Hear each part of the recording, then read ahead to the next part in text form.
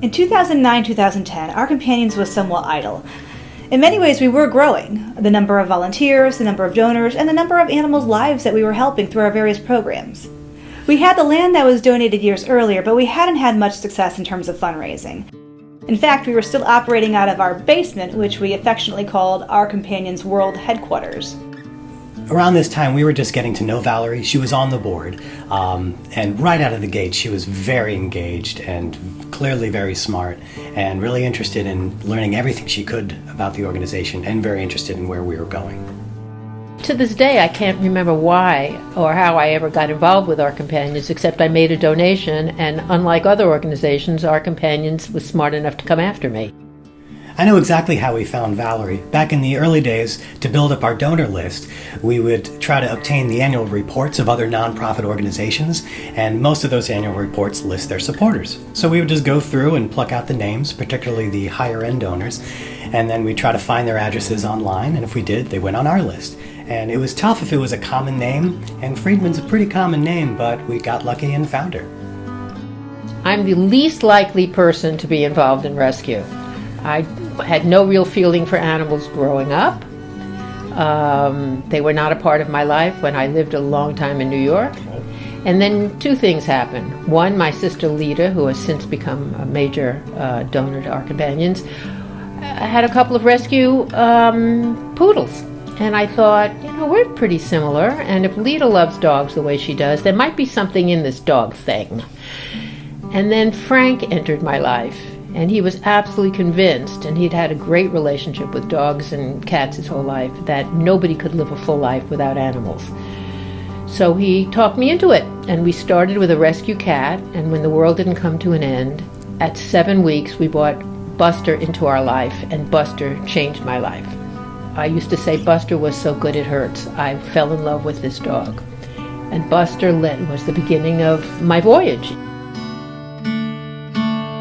So many years ago, when Susan and Mitch came upon me, and I started investigating Our Companions, I found an organization very different from many of the other animal organizations I'd been supporting. And the difference is that it was run like a business, and it had the potential not only to meet needs today, but to prepare for the future. And then, of course, the thing that makes Our Companions unique is the sanctuary, which was just getting started when I became involved, but has since grown to be able to help more animals. And that makes us unique, certainly in this part of the country.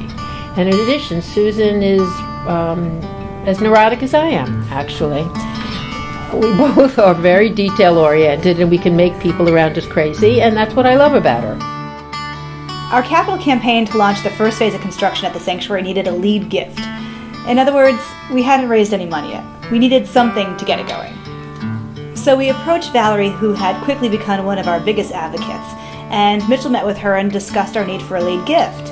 And actually, when he came back and told me how the visit went, it sounded a little bit more like begging, but that kind of speaks to our desperation in those early days.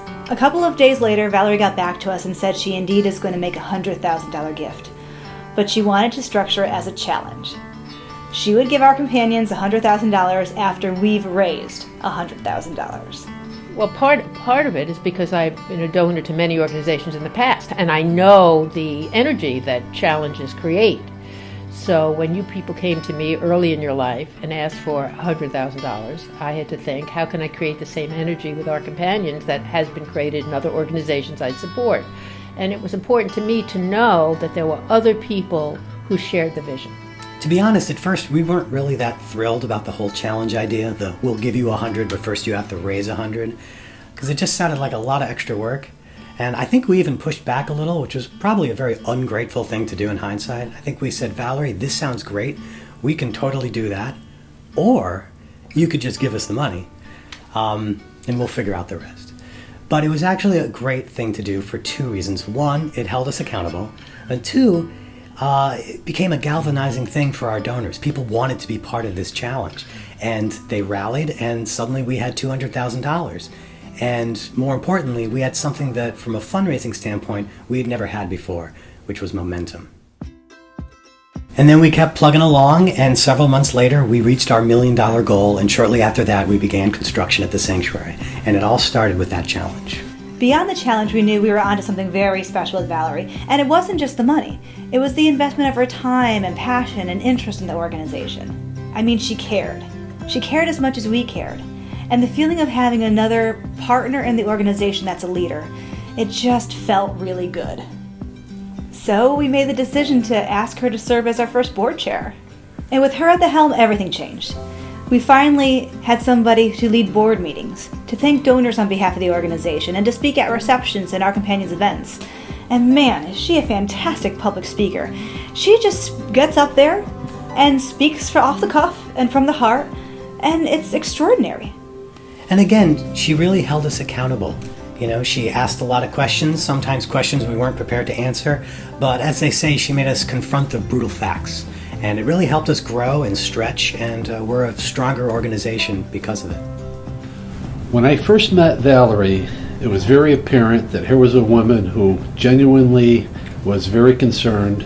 Valerie has been and continues to be a great leader for our companions. Not only has she pushed the organization to be the very best that they can be, but she's also pushed to motivate us as individuals to step up to the plate and do the most that we can. Valerie is a true leader in every sense of the word. And the evidence of how successful her tenure as board chair was is everywhere. During the time she was board chair, we opened the sanctuary, we expanded the sanctuary, and right now we're on the cusp of expanding it even further. We also opened our Valerie Friedman Program Center in Manchester, which we named after her. Valerie is one very tough woman. Val has taken it upon herself to go into some of the bigger city municipal dog pounds, cities like Waterbury and New Britain, and steer down the issues. It takes a very special and tough person to be able to go in under those conditions and try to do some positive work. So my initial impression of Valerie when she first came on the board was that this is someone who has lots of opinions and was not shy about expressing them. And it was fortunate for us that these were opinions that came from intelligence and experience. I know she served on many other boards. That made her opinions and input very, very helpful. And that is how Valerie, I think, was really instrumental in transforming our companions. Well, after 9 years, it's going to be interesting to come to a time in my life where I don't have a board meeting of our companions that I am obligated to attend, having attended every meeting, I think. I don't think I've missed a meeting in 9 years. But really, this is a team effort. It's an amazing team. We have wonderful staff, amazing volunteers. The people in headquarters are just, at the program center, are just amazing. And so the handoff from me to the next board chair is really going to be flawless because it's a team effort, and it takes a team to make a difference, like it takes a village, and we have it in place here at our companions. We will always be indebted to Valerie. We would not be here today without her. And if you really think about it, countless lives have been saved thanks to our growth. So many animals have been rescued, and our organization is on a path that really is transformed from where we used to be. And while we're going to miss her as being board chair, she is definitely going to stay involved. I promise that we will keep her roped in. But frankly, at the end of the day, we don't want to be on this journey without her.